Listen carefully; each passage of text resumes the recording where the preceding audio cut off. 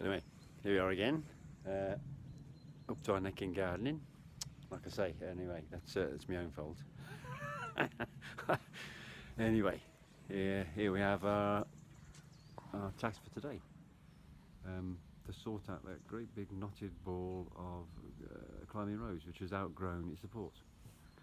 And not how we find it in books or on the telly, but how most of us find our roses. And the question is, what to do next? Okay, I'm continuing to take out the dead,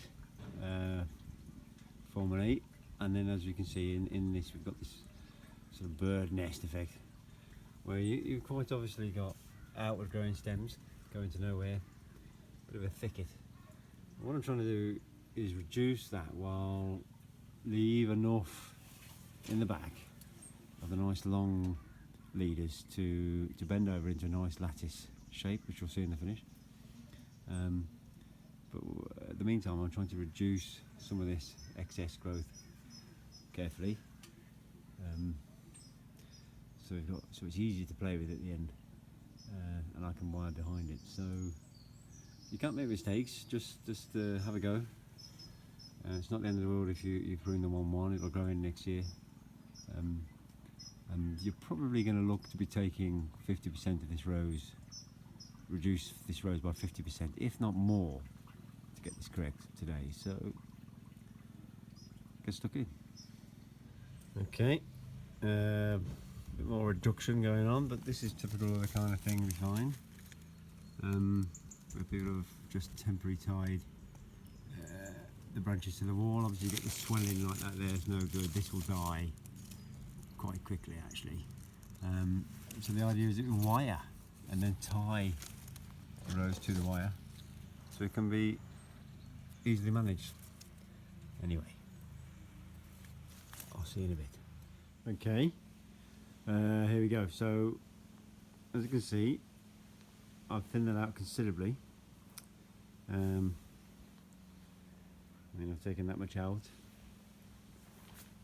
All the bird nesting in the centre's gone, a lot of the dead's gone, and I'll take more as we go in. And you can see I've put in vine eyes, good quality vine eyes. I'll show you those later. All the way up, it's about midway on the second floor windowsill.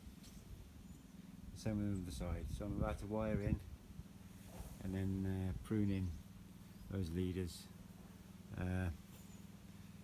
to a lattice formation. Okay, here we are again. Weather slightly improved on my last visit. As you can see, to get you up to date, it's all been wired in. There you go.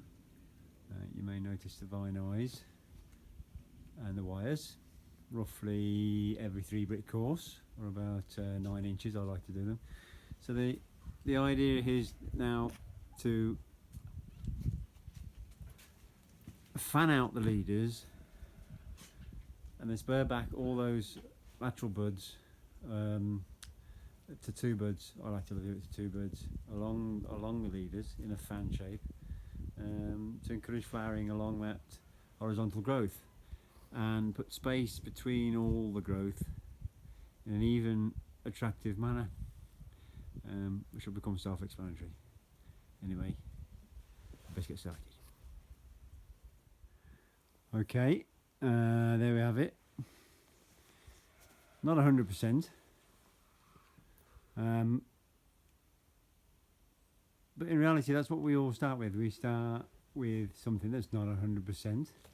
It never looks like it does in the book. So we make the best of what we got. And there you can see probably 60% of the rose has been reduced. So all that dead, all that bird nesting as I call it, all that cross growth, to produce some nice spaced leaders and the start of a horizontal framework, which should be prolific in flower bud. And next year the side growth off this frame we shall weave horizontally across the wires to produce a lattice that will be prolific in flower. Anyway, hope you've enjoyed that. It won't be the only example I will video. It is difficult to pick it up in one go, and there's never a dead cert method. You've really got to play it by ear. That's real gardening, a real garden. That's what they call me, a real gardener. So I hope to continue to elaborate on these basic real tasks that we all face in the garden, and look forward to my next video on YouTube.